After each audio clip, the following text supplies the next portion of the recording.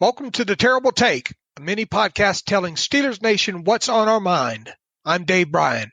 On Monday, Pittsburgh Steelers free agent outside linebacker Ola Adeniyi signed with the Tennessee Titans after not being restricted tendered.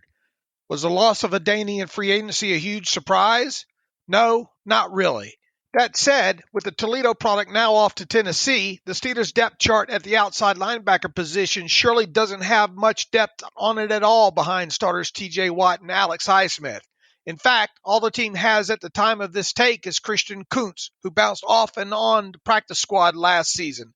Kuntz, by the way, is also a long snapper. Sure, the Steelers might decide to re-sign one or both of their other two unrestricted free agent outside linebackers, Curtis Marsh and Jaron Elliott, for minimum salaries in the coming weeks, but if they do, those two will be far from being considered roster locks. So, in short, the Steelers need at least one more experienced outside linebacker with some upside in the coming weeks, and especially ahead of the 2021 NFL Draft getting underway. Speaking of the draft, as confident as the Steelers probably are right now in both Watt and Highsmith, and why wouldn't they be, it surely wouldn't hurt to add another outside linebacker via the selection process and probably somewhere in the first 4 or 5 rounds. An athletic one at that, and one that can contribute on special teams as a rookie.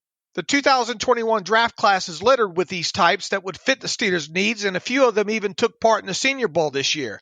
One of those few was Northern Iowa's Ellerson Smith, who said during his Monday Pro Day that he has already talked to Steelers head coach Mike Tomlin and general manager Kevin Colbert this offseason. Keep his name in the back of your mind as we get closer to the draft. Could the Steelers possibly trade for a young edge rusher still on his rookie contract as well in the coming weeks? I think that's certainly plausible. One such target, assuming he can be dealt for, is Chase Winovich of the New England Patriots. There have been a few rumors that the Patriots aren't as smitten with Winovich as they originally were when they drafted him. I don't know for sure if those rumors are much more than that, however, so we'll see. How great would he look in the black and gold backing up both Watt and Highsmith? In closing, the Steelers obviously have several holes on their roster as March starts coming to a close. It's unthinkable that they won't start shoring up the specific one on the outside linebacker depth chart ahead of the draft with a player or two. In doing so, however, it won't likely be enough, so look for the team to spend a draft pick or trade for one as well. Be sure to follow us at SteelersDepot.com and check out episodes of The Terrible Take every weekday at 5 p.m. Eastern Time.